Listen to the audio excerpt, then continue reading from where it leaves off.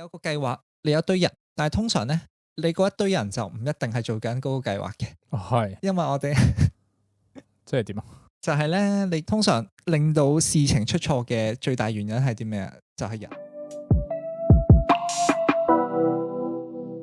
歡迎收聽小煩惱，每集解決一個你嘅小煩惱。我係主持人 Iden， 我係 Michael。呢個香港廣東話 podcast 節目，每集都會探討個人成長同人際關係議題，同你一齊從日常生活嘅小煩惱講到天南地北嘅大災問。今個星期咧 Iden 就想同大家分享一個上次都有講到嘅題目啊。Michael 唔知你記唔記得啦？呢個 project management 啊，係中文比較翹口叫做專案管理啦。咁我簡單啲咁講就係，因為我最近就上咗一個相關嘅員工培訓堂啦，非常之好啊！一邊翻工一邊上好多嘅堂啦，好多員工嘅福利，係啊，唔使錢啦，然後又學到嘢啦。咁今日呢個專案管理嘅所謂速成班咧，就係分享一啲我覺得比較重要嘅概念啦，同埋我一啲觀察，咁就希望俾到大家一啲關於專案管理嘅知識，同埋一個 insight 啊，洞見啊。今日呢個內容比較多，咁我就即刻切入正題啦。我想問咗先，就係咁，佢主要係 for 咩人可以用到呢啲技巧嘅咧？或者係咩 situation 底下會用得多啲咧？我喺一個辦公室嘅 context 之下啦，咁佢主要就係俾我哋呢啲辦公室人員去使用啦。咁但係咧，如果你聽落去嘅話咧，你會發現其實唔單止係一個行政嘅一個專案會需要咁樣嘅專案管理方法啦，可能係一啲研究計劃啦，或者係宣傳計劃啦，其實你都用得上嘅。咁就希望分享呢啲思維俾大家有啲啟發啦。好，明白。Michael 對於專案管理之前有冇啲認識或者了解啊？我有個朋友係做啲類似嘅嘢嘅，咁我嘅印象就係佢就唔係實際，或者佢唔會 involve 喺嗰個實際嘅工作好多嘅，佢主要就係可能要即係連接住唔同嘅人嘅一啲工作咯，咁就令到唔同嘅人嘅工作咧係即係按部就班啦，然後去達到最後嘅一個成果。咁就係即係整合唔同人嘅工作咁樣咯，我嘅諗法就係。冇錯，一個中間人，一個接橋嘅角色啦。咁你個朋友我唔知係咩行業啦，但係譬如喺一啲 IT 啊、工程啊等等嘅一啲領域入邊，呢個專案嘅呢個形式係非常之普遍嘅。係啊，佢就係做 IT 咯。係啦。咁簡單啲嚟講啦，專案管理其實真係阿媽係女人嘅道理，就係有一啲持份者佢而家想達成一個目標啦。但係咧，我哋只有一啲有限嘅資源，可能係錢啦，可能係人啦，可能係時間啦，咁就要運用呢啲有限嘅資源去達到呢一個持份者所提出嘅目標啦。咁聽落咧就好似真係阿媽係女人，咁但係入邊咧嘅學問，我覺得係比較有呢個啟發性嘅。咁首先我哋睇一個專案咧，其實我喺課堂上學到咧就係話，其實嚟嚟去去都得4件事嘅啫。Initiating、planning、executing、closing。係，我好快咁樣大概講一次每個階段啦。Initiating 一個發起人啦，咁就係話有個持份者，通常係一啲你老闆、你上司，有件事想做啦，咁然後佢就提出一個新嘅 project 啦。咁然後咧去到 planning 就係大家坐埋喺度一齊開個會，睇下有啲咩人，有幾多錢，有幾多時間去做呢件事啦。咁通常決定好晒啦，咁就開始落手落腳做，咁你就完成件事佢。然後最後尾咧呢個 closing 咧就係你睇下有冇一啲剩餘未完成嘅工作，或者係你可能寫一啲賽後檢討，或者一啲公眾嘅一啲宣傳稿咁樣。咁就喺呢4個階段重重複複咁樣來回往返嘅啫。即係其實係講緊一個 project 由頭到尾嘅一個4個階段咁樣啫。係啊，所以我話其實呢件事真係冇大家諗到咁神秘啊！大家擺翻喺自己嘅呢個工作嘅計劃、學習嘅計劃，其實可能都係呢4件事嚟嚟去去重重複複嘅啫。係啊，即係或者自己定嗰啲目標啊，其實都係類似咁樣去處理嘅啫。係啦，冇錯。咁我哋開始逐個階段講啦。咁咧呢幾個階段咧，我會採用一個倒三角形嘅形式去講。咩意思咧？就係前面嘅階段咧，比起後面嘅階段係更加重要嘅。係通常咧，你諗好咗要做乜咧，之後你就跟住做咁就得噶啦。好啊，咁我哋一開始就係講呢個initiating 先啦。呢個階段咧，雖然我哋唔係提出一個新專案嘅人啦，好多時候咁，但係我哋都可以思考一下提出問題嗰個方法可以係點樣做喎。呢個係一個好經典嘅問題，喺堂上面我都聽我嘅呢個 instructor 講起，就係話 Michael 啊，你係一個老師啦，係咁你教學嘅時候咧，啲學生會唔會經常用手機嘅？喺我嘅 situation 就有時都會嘅，但係好少嘅，因為始終我係1對1嘅課堂啊，佢都好難去即係無啦啦拎部電話出嚟玩嘅，但係有嘅，有呢啲情況嘅。咁譬如話你係一啲比較大班嗰啲教學咧，即係譬如即係30-40人嗰啲課堂咧，30-40人嗰啲都多㗎喎，即係點講咧？當去到我會 feel 到有啲位咧，可能即係你2個鐘、3個鐘個 lecture 嘅話咧，你始終冇可能係全堂都係好有趣，或者全堂都係好精彩咁樣噶嘛。咁總有啲咧係可能係悶少少嘅位嘅。咁去到嗰啲位，我就會見到大家係好快就會拎部電話出嚟錄咯。OK， 或者係碌下 iPad 咁樣嘅。咁都有嘅，都多嘅。係啦。咁我哋即係譬如你作為一個教育者咧，遇到呢啲問題嘅時候咧，最簡單、最直接、你下意識嘅解決方法係啲咩咧？如果真係最簡單就係叫你收埋咁樣咯。不過，我諗大部分嘅人嘅嗰個諗法都係咁嘅。但係我自己係唔會，我係唔理。我係是但咯，你咪玩手機咯，你唔使理我噶。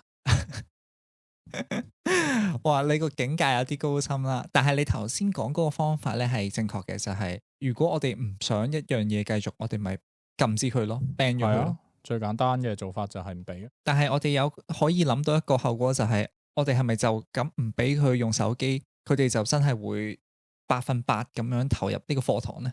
咁又未必喎。即係手機其實係一個出口嚟嘅啫，我覺得係，就係佢要解決佢當刻可能無聊或者係分咗心。OK， 佢就要即時有啲多巴胺嘅分泌，佢就係要即時有啲刺激。咁其實你俾啲咩佢都係一樣嘅，即係只不過電話係最喺嗰個處境之下佢最爽嘅一樣嘢咯。冇錯，你個觀察非常之到位啊！就係佢以前冇手機咁流行嘅時候咧，啲學生做咩啊？咪玩下手指啊，轉下筆啊，轉下書咯咁樣。係啊，所以如果我哋抱住呢種頭痛醫頭，腳痛醫腳嘅呢個心態咧，其實係成件事係治標不治本。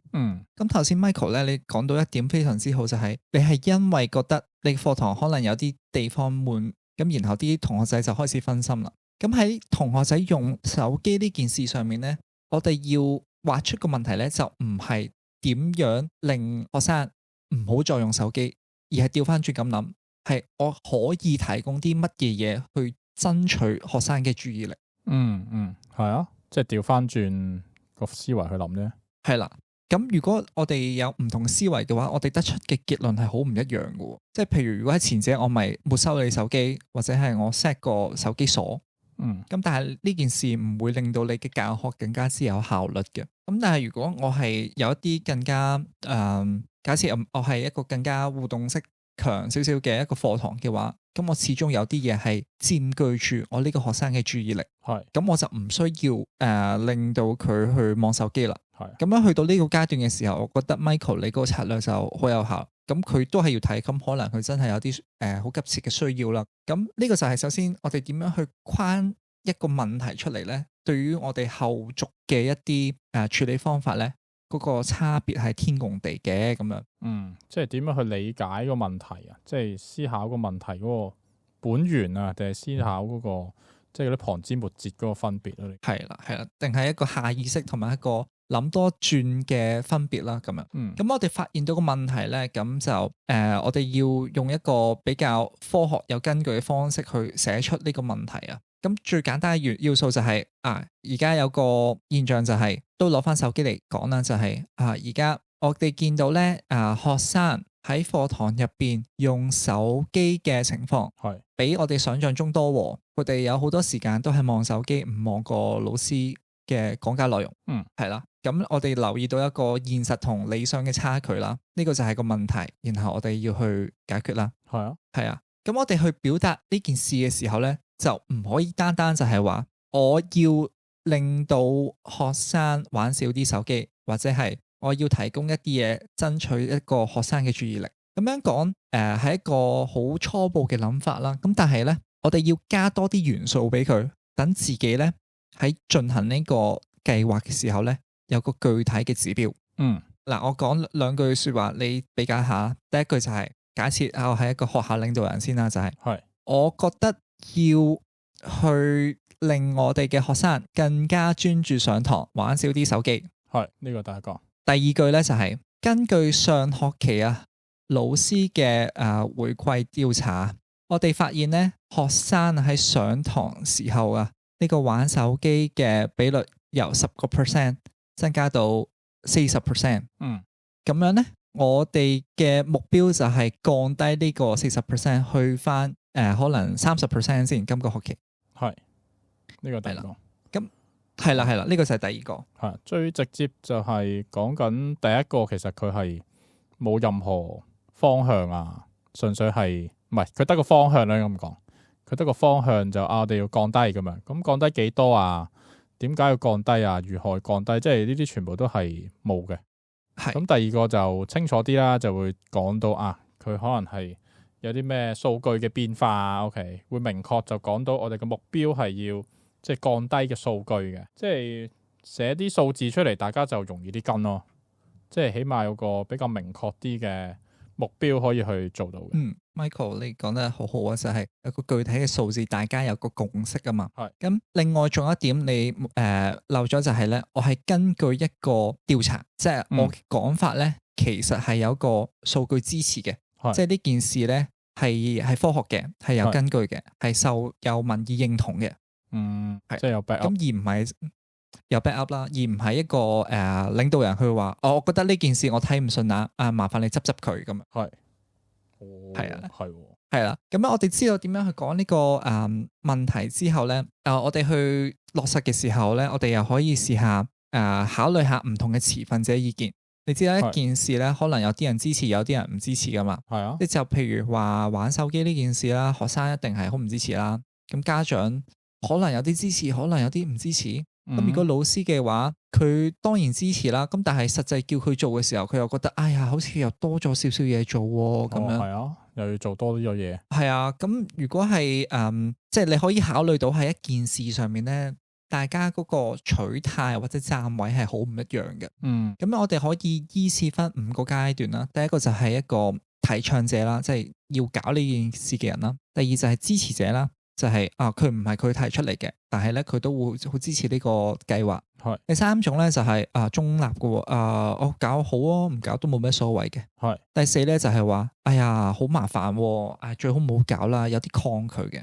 第5咧就係強烈反對嘅人。咁樣如果係 Michael 係你咧，你而家你手上嘅時間資源有限，如果你要爭取一批人嘅支持咧，你會爭取呢5批人入邊邊一類人嘅支持咧？Opposite 咯，應該係嘛？可唔可以講下點解你會想爭取佢嘅支持咧？諗下先，點解因為原本支持你嘅都會支持你噶嘛。咁如果我再爭取或者我再做更加多嘅嘢俾佢哋，都未必有任何嘅改變咯。咁但係如果對面嘅立場係好堅定嘅時候，我作呢個好似好難去改變佢嘅立場。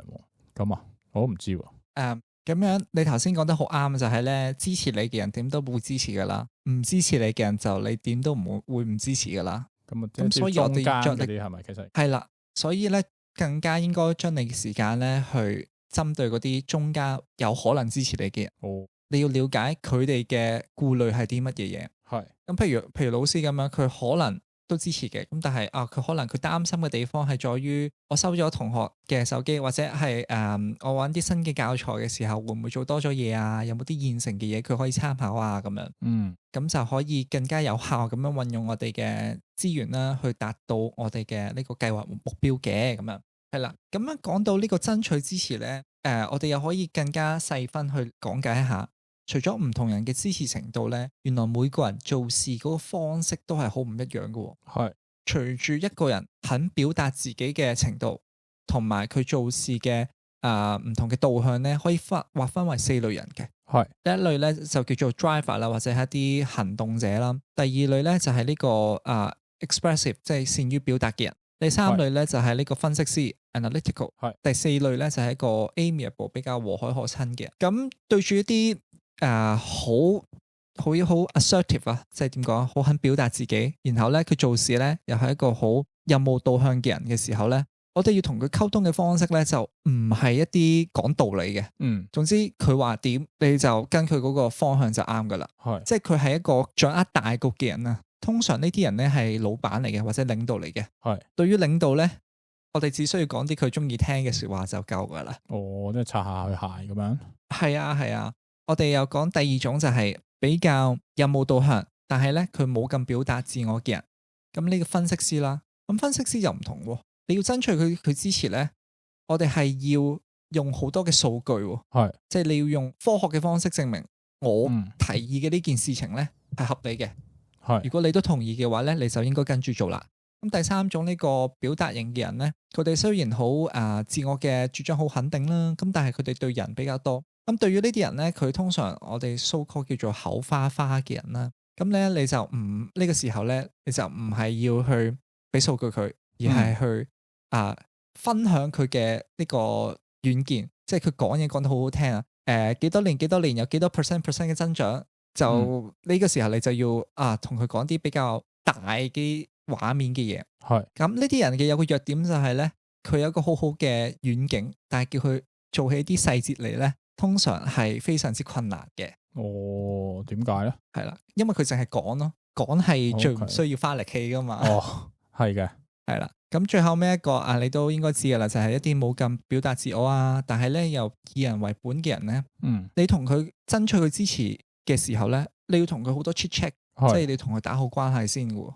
你唔好一上嚟就講我今日同你講呢樣嘢啊，點咁樣咧，我哋就要根據唔同人佢個支持程度啦，同埋佢本身性格係點樣去揾一個適合嘅呢個相處方法嘅。咁聽落都幾麻煩，即係 as 一個 project manager 有咁多嘢要處理，而家都係淨係第一個部分啫，仲要係啦。咁呢個構思部分我講住咁多先啦，因為下一個即係計劃嘅時候咧，都係一個比較繁複嘅嘢。咁呢度咧，我就想推介一個概念，就叫做 MIEXE 啊，就叫做 Mutually Exclusive and Collectively Exhaustive 啊。係咪好複雜咧？好複雜。即係我唔知 Michael 有冇讀過邏輯？佢通常咧你講 A 同埋非 A，呢兩件事就包晒所有嘢噶嘛。咁做 project 嘅時候咧，都要有同樣嘅思維。就係我嘅目標就只係 A 同非 A， 我嘅目標就係呢個可以還原到最基本最簡單嘅嘢。呢度我哋攞減肥嚟做個例子啊。減肥要減肥嘅話，原則係啲咩啊？最重要嘅原則，就係你嘅消耗量係大過你嘅攝取量。冇錯，就係咁簡單啦。咁樣我哋基於呢兩個原則，我哋可以發展到啲咩出嚟啊？我哋要減少呢個消耗熱量，唔係，我哋增加消耗熱量嘅話要做啲咩啊？咪做運動咯，做大氧咯，增肌啦。咁與此同時要減少攝入嘅話，可以點樣做咧？咁咪可能食少咗一餐，咁都可以食代餐嘅咁樣，或者控制進食嘅比例咯。係啦，或者我哋食啲乜嘢嘢？Yes，係咯，健康啲。咁你見唔見到啊？我哋頭先講嗰啲行動咧，始終係服務於呢一個原則嘅。因為我哋將減肥呢件事情咧還原到佢嘅基本步啊。我呢個真係好緊要。係啊，即係你搞幾多花神都好，其實都係圍繞住最核心嘅一啲即係原則去做。係啊，咁有啲咩係無效嘅行動啊？譬如佢話我不如去 Decathlon 買一套好好嘅運動套裝先。即係又買個地氈，又買個波咁樣，咁樣或者係我去 join 呢個 gym room 嘅 plan 先。我買個最貴 tier 嘅會員，今次實有用啦啩咁樣。實際咁呢啲咧就係冇用，即係啲花神，因為佢唔係食水嘢。係啊，因為佢唔係服務呢兩個最基本嘅原則啊嘛。咁就係變咗一啲浪費或者無效嘅嘢啦。咁樣係咯，呢個唔單止喺減肥呢件事上面嘅，做 project 啊，或者係你自己一啲個人計劃，我覺得都係非常之適用嘅，就係你揾到最基本最根基嘅嘢係啲咩咯。好啦，咁我再去下一個階段啦。咁頭先咧已經經歷咗一連串嘅思想工作啦。咁我好似我之前講過就係話諗嗰段嘅時間咧係最痛苦嘅，做落去咧你就係跟住做就得噶啦。嗯，咁有咩好處咧？就係我哋唔需要再花啲心機啊、意志啊去諗下我應該做啲咩，跟住落嚟咧就純粹係一個紀律嘅問題啦。咁就可以慳翻我哋好多時間啦。咁呢樣嘢咧，我覺得無論係學樂器啊或者係學語言都好咧，都係同樣適用嘅咁樣。咁做起上嚟嘅時候有啲好 general 嘅技巧係要啦，譬如你有啲對人接物嘅技巧啊，或者你溝通嘅技巧啊，同埋呢個作出選擇嘅一啲技巧啦。咁呢度我就想集中講下一啲對人嘅技巧，就係你有個計劃，你有一堆人，但係通常咧，你嗰一堆人就唔一定係做緊嗰個計劃嘅。係，因為我哋即係點？你有冇呢個就係咧，你做一個 project 嘅時候咧，通常會有好多一啲人為因素啊。通常令到事情出錯嘅最大原因係啲咩啊？就係人啦。哦，係啊。咁個人嘅意思係啲咩？就係可能我嘅意見同你嘅意見唔一樣，你嘅意見又同佢嘅意見唔一樣。咁如果喺呢個咁樣嘅情況之下，要點樣可以令到件事推進得比較順利咧？咁樣，咁我就想請 Michael 嚟睇下我哋呢個 E46嗰張圖啦。係啦，佢嘅意思就係話咧，我哋要分析一件事嘅時候，我哋就睇下呢個人有冇技巧同埋有冇意願。咁一個人如果又有技巧又有意願嘅話，咁正啦。一個團隊入邊有呢啲人，簡直係一起幫啦。好難喎，但係係啊。咁調翻轉就係如果有啲人又冇技巧又唔想做嘢，咁我哋真係可以提早同佢道個別噶咯。冗員嚟噶咯，嗰啲就係。係啊。咁剩低嘅問題就係有啲人好高意願做嘢，但係佢技能好低。係。另外一堆咧就係佢技能好高，但係佢冇乜意願做嘢。係。呢兩批都難。咁呢兩批人係有啲難搞。係啊。咁咧嗰個 bottom line 咧就係呢兩批人咧，你都盡量去爭取佢哋嘅支持。係。咁具體要點樣做咧？具體嚟講咧，睇下你做邊一樣嘢係比較符合你嘅個人風格。即係譬如你覺得教一個人一啲技巧，譬如教一個人一啲 Excel function 嘅話，好簡單嘅話，咁當然就最好啦。係。咁如果係你覺得你係一個比較以人導向嘅人，即係你識得運用一啲譬如我唔知輔導嘅技巧。你了解到一個人最近冇乜心機翻工嘅原因係啲乜嘢嘢？即係好似我哋上次講嗰個 LG 啊，係唔知你仲有冇印象？咁如果你係比較熟嗰套嘅話，你就去可以 engage 另外一班人啦。嗰個宗旨係啲咩咧？就係只有當你同對方嘅意見一致嘅時候咧，成件事先可以順利咁樣去進行。其餘任何嘅情況都係雙輸。係只有雙贏係真係贏，一贏一輸都係輸。係都係嘅，一人一輸就係講緊有一方面係即係唔係好妥啊，或者係覺得件事唔應該係咁樣嘅時候，咁你喺一個即係工作，無論係工作啦，定係你即係日常唔同處境都係即係會懷恨在心咯，好多嘢都係。冇錯，就係有啲不必要嘅時間精力去咗處理呢啲人際關係上面。咁喺呢個專案管理嘅角度嚟睇咧，咁就係浪費咗一啲時間精力同埋心機啦咁樣。咁但係雖然咁講啦，就都有個底線就係咧，唔係我用一啲技巧就對方就一定會回心轉意嘅。因為我哋都要留意到人其實有個比較潛意識嘅部分啊，就係可能佢就係睇你唔順眼，我見到你咧就令我諗起我一個好討厭嘅中學同學咁樣。OK， 呢啲真係冇躺着也中槍。係啊，咁我哋要接受咧，自己其實係有啲人係真係 engage 唔到嘅。咁但係我哋可以做嘅咧就係盡能力去 engage。盡可能多嘅人，咁譬如就係有啲小技巧啦，咁我求其講幾個就係譬如對人嘅話，你見到一啲工作意願冇咁強嘅人，你咪了解一下你最近好似比較低落，可唔可以了解下你發生咩事啊？咁樣，咁原來佢話佢最近可能我唔知投資失利嘅時候，你可以用一個比較有同情之心嘅方法，就話係最近嗰個投資市場都比較波動係啦，一定有啲意想不到嘅收益啊，或者係一個損失噶啦。咁呢啲其實去到好多時候咧，其實真係一個 people skill 啊，即係啲軟技巧啊、軟技能啊。係啊，唔係其實 project management 就係呢啲咯，就係點講咧？講緊你點樣去 align 唔同嘅人，即係 align 唔同，最後係 align 唔同諗法咯。我覺得係最麻煩，唔同嘅諗法、唔同 style 嘅人，咁就所以我覺得呢個即係我有時都同我 friend，即係嗰個做 project management 嗰個人傾，都好強啊！我成日都覺得佢即係可以 align 到咁多唔同，再加上佢就又唔即係樣樣都要識少少咯。即係 project management 就係你唔同嘅範疇嘅工作都要知啲咁樣，咁佢就可以砌得掂成件事啊！所以我都幾佩服佢。冇錯啊，當然啦，嗰個領域嘅一啲專業知識係都必不或不可缺嘅。咁頭先我講到呢一啲比較人力資源管理嘅技巧啊，或者係輔導啊、心理相關嘅一啲小撇步啊，都係必不可缺嘅。係講到最後尾啦，就有一本書啊，唔知 Michael 你有冇聽過叫做 The Psychology of Persuasion， 就總結咗6大你點樣可以說服其他人。咁我作為一個總結同大家分享一下啦。就係咧。第一個稀缺性，你有人哋冇嘅嘢。第二，權威，你係對方嘅上級，你可以命令對方做嘢。第三就係一個連貫性，你個人咧係表裏一致嘅，你提倡嘅嘢咧係有脈絡可尋嘅。第四就係一個個人喜愛，你可能天生生得可愛，所以大家就會俾你說服啦。第五就係呢個互惠性啊，就係咧你對我好，我又對翻你好，我哋對大家嘅好咧係會不斷延續、不斷循環嘅。第六就係呢個取得共識啊。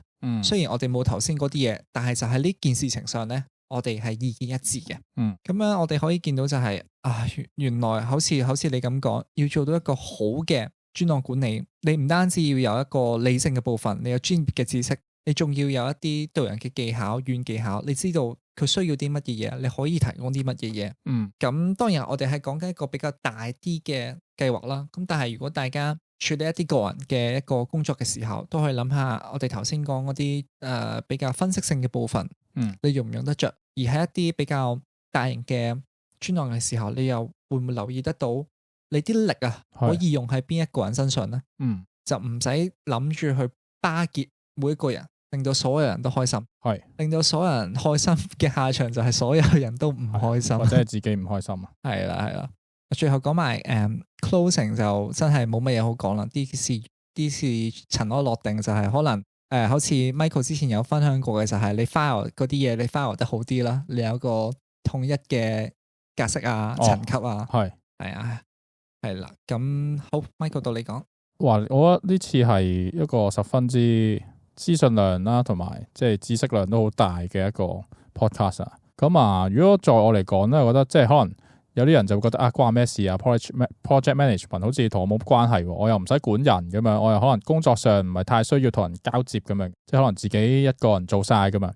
咁我覺得就唔係咁樣諗嘅，應該調翻轉。其實我哋所有嘅工作咧，都係自己同自己做緊嘅一個 project management 先啦。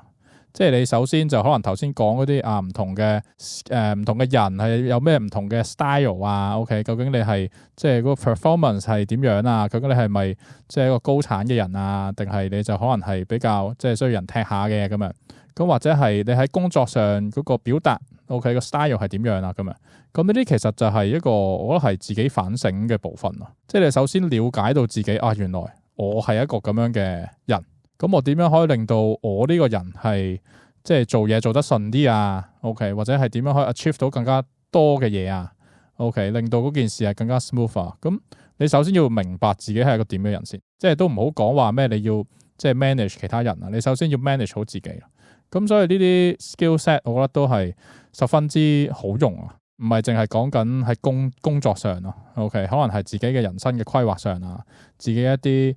即係安排自己嘅興趣又好啊，安排自己嘅一啲時間又好啊，咁呢啲都係即係其實都係咁樣啫嘛，即係都係嗰4樣嘢就係 initiating、planning、executing、closing。咁你做所有嘅行為 ，OK， 所有嘅事、所有嘅活動，其實都係需要呢4樣嘢咯。多謝 Michael 嘅即時分享，我加多一點啫，就係你頭先講到話，我哋以為自己用唔到啊嘛。我覺得成日有一個好有趣嘅思辨就係咧。一個人之所以得到一個職位，係因為佢喺呢個職位上面有咗呢個職位先啦，然後佢學翻相關嘅嘢，定係因為佢本身就有相關嘅技能，所以佢得到呢個職位呢？好難答呢啲問題，但係我覺得永遠都係互為影響嘅。